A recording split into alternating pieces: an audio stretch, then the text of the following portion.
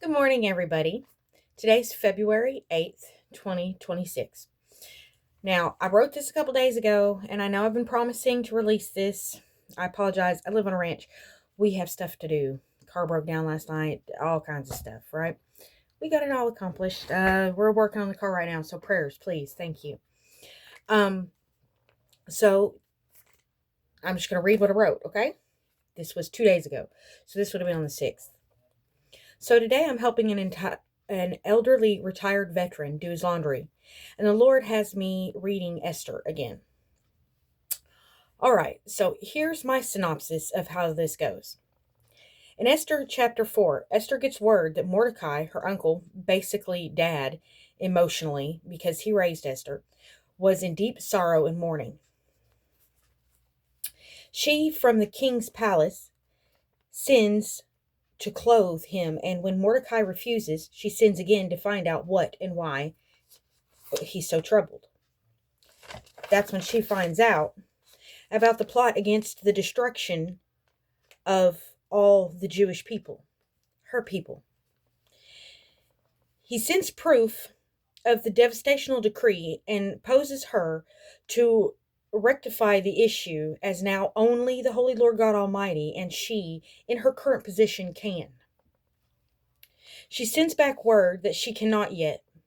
Mordecai replies. Oh, look, it's 11:11 on the clock.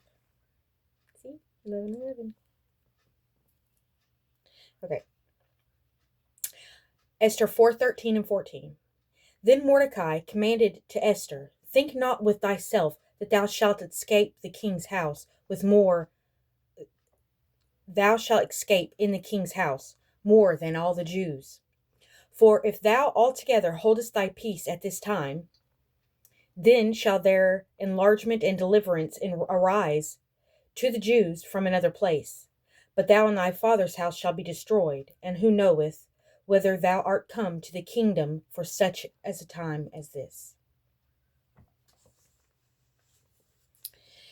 And so they devise a plan to seek the annulment of the decree made by Haman, the king's hand. Esther, her handmaids, Mordecai, and all the Jewish people in the lands fasted and prayed to Yahweh for 3 days to seek favor from the king over Esther's approaching him in the courts. And so began the hand of the Holy Lord God Almighty of all against Haman and his evil devices against the Lord and his people. Basically, as I understand it, Haman didn't seek God to deal with his discontent against Mordecai, that he then allowed to overcome him unto rage and hatred against all the people like Mordecai, the Jewish nation. In other words, Haman got pissed off because Mordecai wouldn't treat him some kind of way when he came through the gates like everybody else did. So because he wouldn't, then he decided he was just going to take it out on all the Jewish people. Because that one was a little harder to touch unless he was part of it all. Or at least that's what he thought. 3:33 on the clock.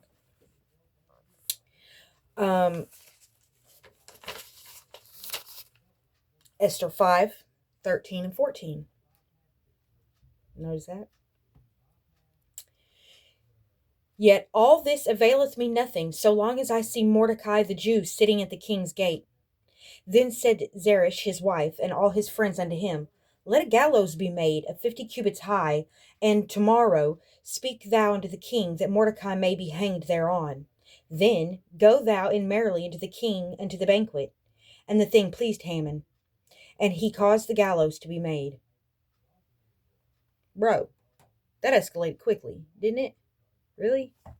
Oh, I just can't stand to see him there at the gate. So instead of inviting him in, or finding somebody to sidetrack him, or do anything, so you just one time don't have to see him.